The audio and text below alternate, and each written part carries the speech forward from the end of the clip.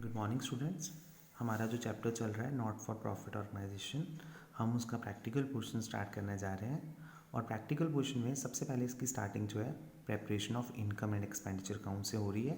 सो जो income and expenditure account है वो रिसीट एंड पेमेंट अकाउंट से प्रिपेयर किया जाता है, जैसे कि मैंने आपको थ्योरेटिकल पोर्शन में सारा डिस्कस किया था।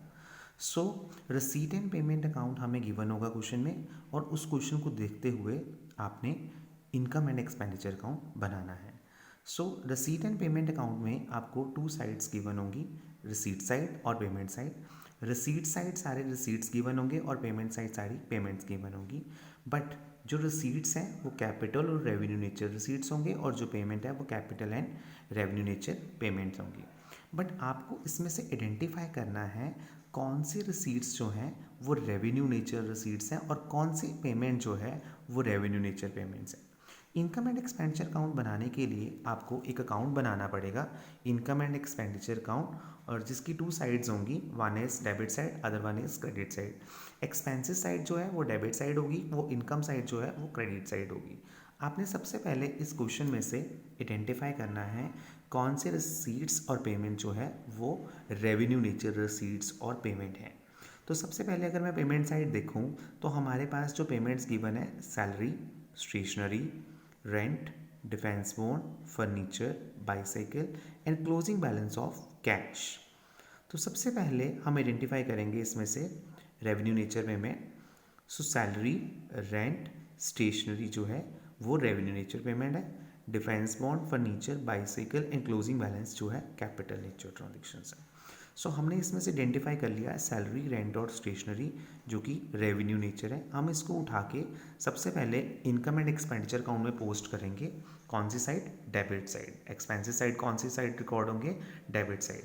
तो सबसे पहले हमने देखा सैलरी 4,80,000, रेंट 50,000, स्टेशनरी 20,000 जो हम रिकॉर्ड कर रहे हैं कौन सी side? Expensive side of the income and expenditure account. Salary 4,80,000, rent 50,000, stationery 20,000। उसके बाद नेक्स्ट हम जाएंगे कौन सी साइड? रिसीट साइड, और वहाँ से हम आइडेंटिफाई करेंगे कौन से रिसीट? Revenue nature receipts. हमारे पास सबसे पहले कैश बैलेंस गिवन है, और उसके बाद subscription, sale of investment given है, sale of old furniture given है और डोनेशन गिवन है। हमने इसमें से देखा जो रेवेन्यू नेचर रिसीट्स हैं सब्सक्रिप्शन और डोनेशन। सब्सक्रिप्शन की अमाउंट कितनी है? 9 लाख, और डोनेशन की अमाउंट कितनी है? 10,000। हमने इसको उठा के कौन सी साइड रिकॉर्ड कर देना है? Income side of the income and expenditure account. Subscription की अमाउंट कितनी थी? 9 लाख, और डोनेशन की अमाउंट कितनी थी? 10,000। उसके बाद एक जो है हमें गिवन है क्वेश्चन में सेल ऑफ ओल्ड फर्नीचर, जिसकी बुक वैल्यू 40,000 थी, हमने उसको सेल कर दिया 30,000 में। सो आपको ये चीज़ नोट करनी है, सेल और परचेज किसी भी चीज़ की इनकम एंड एक्सपेंडिचर अकाउंट में रिकॉर्ड नहीं की जाएगी।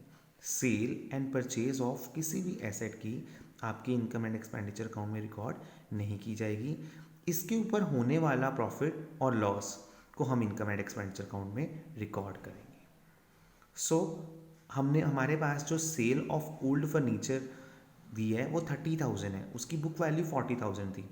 बुक वैल्यू 40,000 की थी, हमने उसको 30,000 में सेल कर दिया, 10,000 का लॉस हो गया।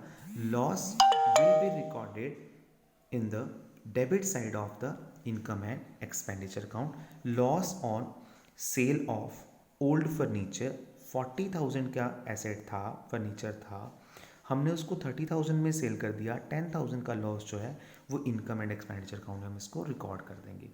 उसके बाद सबसे पहले हम देखेंगे कौन सी साइड जो है वो ग्रेटर साइड है या बिगर साइड है। तो हमने देखा हमारे पास जो इनकम साइड है उसका टोटल जो है वो 9,10,000 आ रहा है। हमने उसका टोटल करने के बाद बैलेंसिंग करनी है।